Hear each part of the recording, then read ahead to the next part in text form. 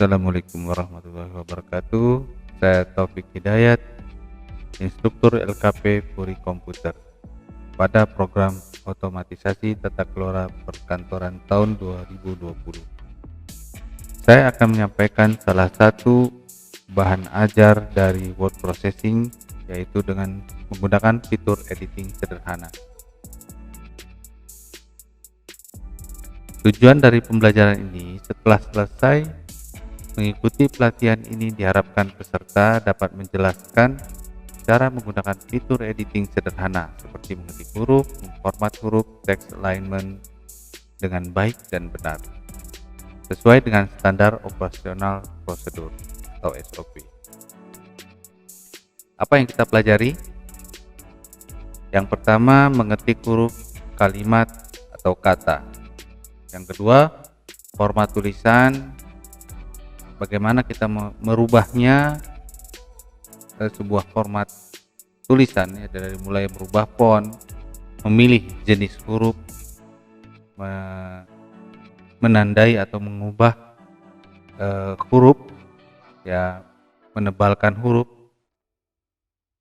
membuat huruf menjadi miring atau italik, atau menggaris bawahi sebuah kata atau kalimat, atau bisa juga disebut dengan underline.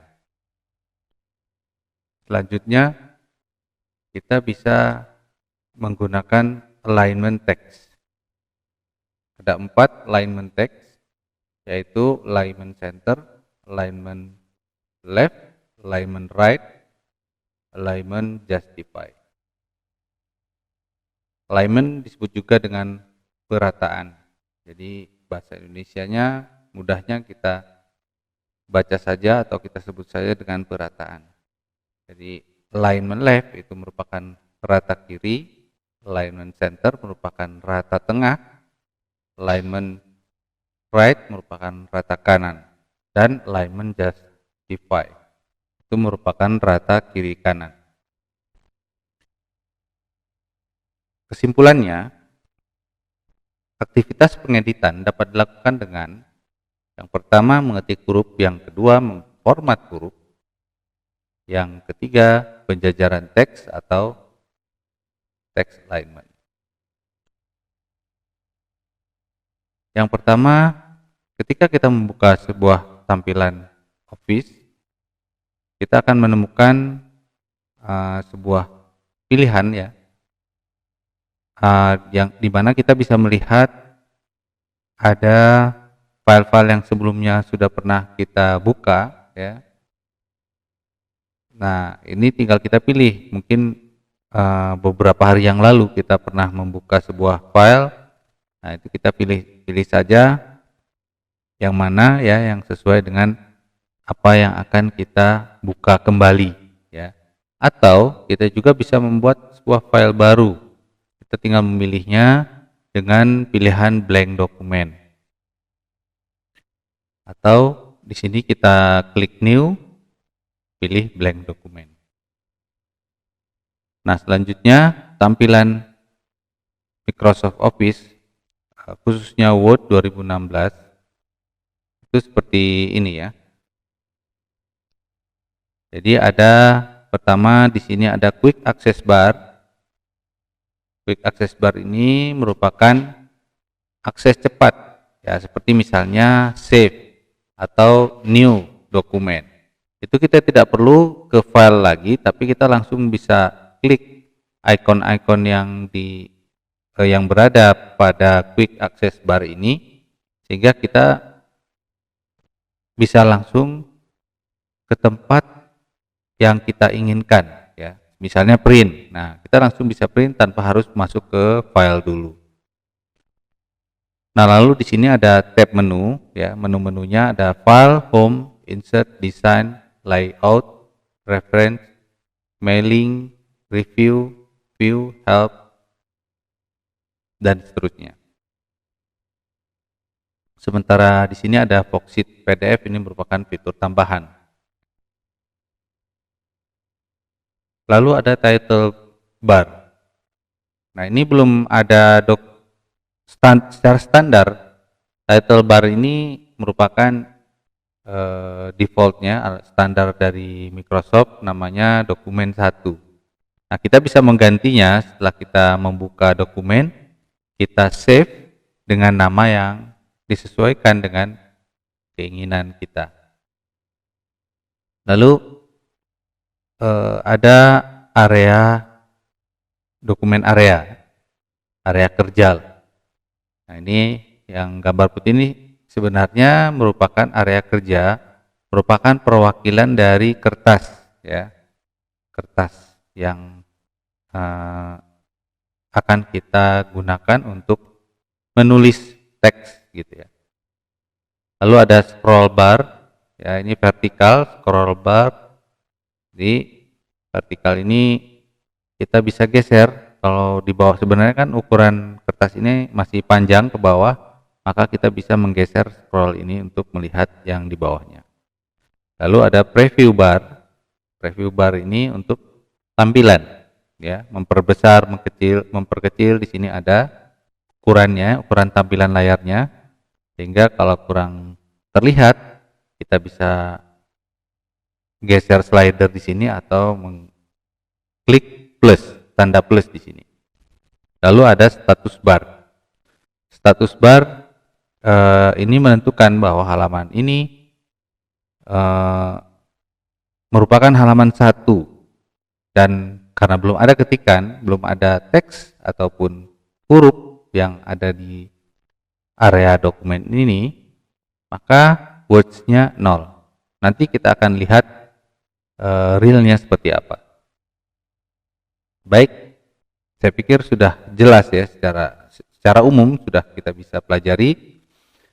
Lalu kita bisa langsung masuk kepada pengeditan teks. Saya beri contoh file ini yang sudah diketik, ya. Jadi yang pertama mengetik apakah itu huruf ataupun sebuah teks, sebuah kata ataupun sebuah paragraf, ya. Ini saya mengambil dari huruf yang bisa atau paragraf atau teks yang biasa digunakan secara untuk kata-kata yang acak, gitu ya. Itu namanya lorem ipsum. Nah, yang pertama adalah pengaturan font atau pengaturan teks. Kalau kita ingin membuat teks ini menjadi tebal, maka di sini ada huruf B, ya. Untuk memudahkan, B itu bold, ya, tebal. Jadi kita bisa mengingatnya dengan simbol huruf yang lebih tebal. Nah, contoh penggunaannya adalah kita sorot atau kita seleksi, ya, area bold ini, ya, dengan kita klik dan kita seret sampai akhir huruf bold, ya. Lalu kita klik, ya, sebenarnya bisa langsung di sini, ya, ketika kita seret secara otomatis muncul pilihan di sini untuk merubah apakah itu kita bold atau italic atau underline. Ya, kalau misalnya kita akan tebalkan, maka kita tinggal klik huruf B ini, ya, B yang terlihat tebal ini. Nah, jadi terlihat, ya, berbeda. Nah, biasanya penggunaan bold ini, ya, fitur bold ini untuk judul atau subjudul. Nah, kita juga bisa merubah hurufnya dengan mengganti, ya, jenis hurufnya, apakah itu Arial ataupun misalnya Arial Black, ya, Arial Rounded. Nah, itu bisa kita ganti sesuai dengan keinginan. Misal seperti ini, ya, Arial Black lah kata. Lalu ukuran hurufnya juga bisa kita besarkan, ya, angkanya. Apakah itu 20. Pembesaran dan pengecilan huruf karakter itu bisa juga kita gunakan di sini, ya. Ada huruf A besar, ada A kecil. Kalau A kecil ini berarti kita mengecilkan, dan ada panah biru ke bawah. Kalau A yang lebih besar itu ada panah biru ke atas, itu artinya membesarkan, ya. huruf. Ya, saya kecilkan sampai 16 misalnya. Oke. Atau ada bagian-bagian yang ingin kita tebalkan, bisa saja misalnya di bagian ini kita ingin tebalkan, ya tinggal kita seleksi lalu kita tebalkan. Nah, seperti itu. Yang kedua itu italic ya. Italic ini huruf miring ya. Biasanya huruf miring juga digunakan untuk kata-kata yang penting atau juga digunakan untuk kata-kata menggunakan istilah yang asing gitu ya. Misalnya kalau kita menggunakan bahasa Indonesia tiba-tiba ada kata-kata istilah bahasa Inggris ya, atau seperti ini ya, istilah bahasa yang digunakan di sini, maka kita bisa menggunakan fitur italic ya. Italic itu miring ya, kita tinggal sama bisa di sini ketika kita seleksi dia akan muncul ya di area ini italic atau di sini. Nah, begitu juga satu paragraf bisa kita buat menjadi italic. Ya. Nah, lalu yang ketiga itu underline. Nah, underline itu adalah garis bawah, ya juga sama, bisa di sini dan bisa di area font ya, di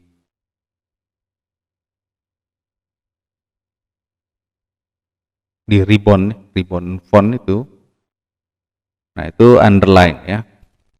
Ya, sama ini per teks atau ya per kata atau per paragraf kita bisa buat underline.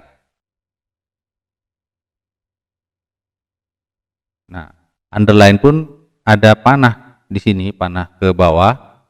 Kita bisa menggunakan pilihan ya, apakah garis bawahnya itu 2 atau garis bawahnya titik-titik ya, atau garis bawahnya seperti ini. Ya, jadi berbagai macam underline ya, bahkan warna garis bawahnya pun bisa kita ganti ya.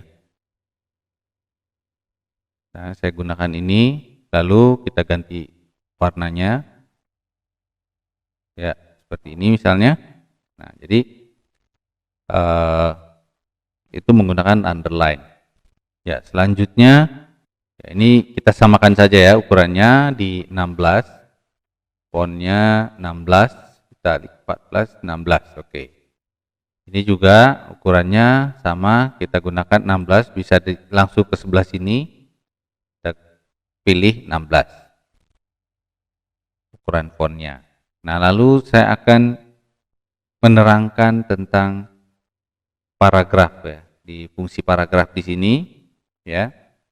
Tadi kita sudah mengetahui bagaimana membuat huruf menjadi tebal, italic ya, bold, italic dan underline. Nah, di sini kita akan belajar bagaimana membuat sebuah paragraf, perataan sebuah paragraf ya. Nah, misalnya ini karena dia sudah rata kiri ya. Jadi kalau rata kiri kan terlihat di sebelah kiri ini terlihat rata ya, di sebelah kanan tidak terlihat, tidak rata. Nah, ini rata kiri. Jadi kalau misalnya kita akan merubah dia menjadi rata kanan, kita seleksi semuanya ya, seleksi dari awal huruf yang akan kita rubah sampai di akhirnya.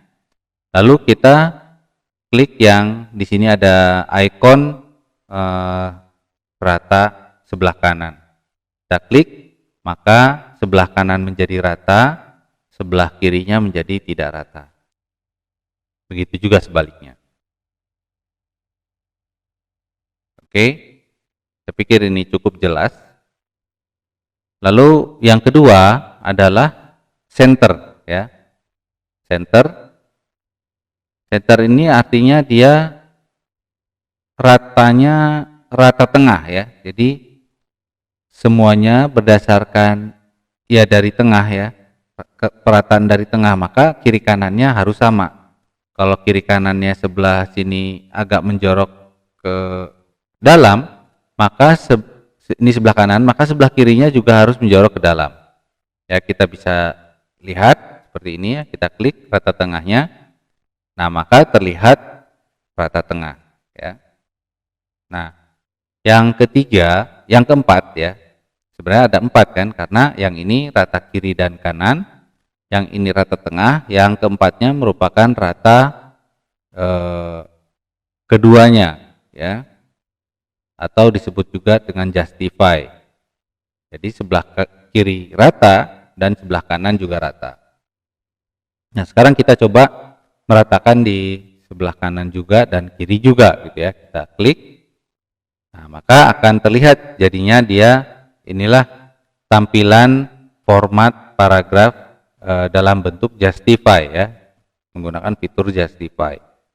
Jadi sebelah kiri rata dan sebelah kanan rata. Di samping itu kita bisa setting di samping paragraf ini, kita juga bisa setting di fungsi paragraf ini ada spasi ya, mulai dari 1, 1, 1,5, 1,15, 1,5 ya, jadi lebih jarak antar barisnya lebih lebar, kalau 2 lebih lebar lagi. Kita misalkan 1,5 ya, jadi seperti ini. Kalau 1 dia lebih rapat, terlihat perbedaannya. Misalnya ini underline. Kalau yang ini adalah warna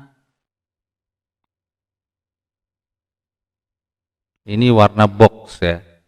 Kalau saya ini jadi warna seleksi 1 baris ini ya untuk paragraf. Oke, mungkin secara umum untuk perataan paragraf ya sudah cukup jelas. Untuk lebih memahami lagi, maka coba Anda sekalian menyebutkan 2 fitur yang digunakan untuk memformat tulisan. Yang kedua, sebutkan 4 fitur yang digunakan untuk penjajaran teks. Ya, silakan itu dijawab. Nah, untuk lebih dalam lagi kita menggunakan fitur perataan paragraf dan fitur format tulisan ya, kita bisa mengerjakan tugas tambahan sebagai berikut.